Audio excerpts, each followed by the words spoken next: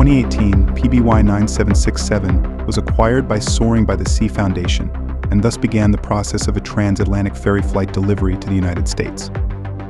Stops included France, Scotland, Iceland, Greenland, Canada, and multiple stops in the US before finally arriving in Eugene, Oregon. Preparing for the 75th commemoration of the end of World War II, N9767 was repainted in recognition of the aircraft flown by William P. Tanner, launched prior to the attack on Pearl Harbor as part of a 3-aircraft patrol. In 2022, on a return trip from Grand Cayman, commemorating 70 years of aviation, N9767 experienced an engine failure forcing an emergency landing in Cuba. A year later, the repair and recovery process began to return N9767 to Eugene, Oregon. Following repair, and to this day, N9767 remains in active flight.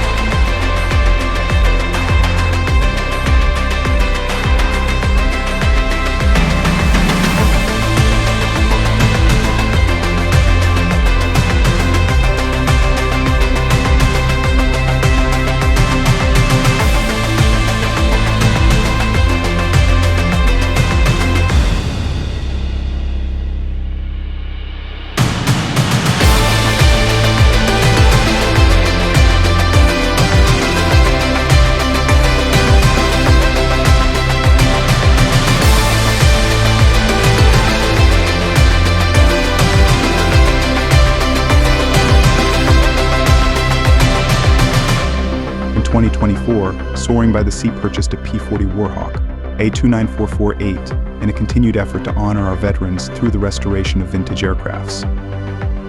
After being shipped from New Zealand, A29448 is now back in the United States for the first time since it left in 1943. So my name's Rick Brinkworth. My grandpa was Dwayne Drake, and he was in the Merchant Marine in World War II.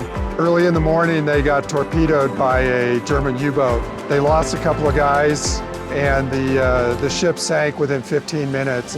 And about a day and a half later, they heard a PBY circle over. They flew 150 miles, and they never got above 10 feet above the water. And he said it was the most beautiful airplane in the whole world.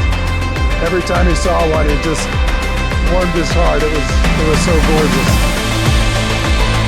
Stories like Rick's and stories from other veterans are part of what drives our mission at Soaring by the Sea Foundation. We strive to honor the legacy of these great men and women who have fought for our freedom.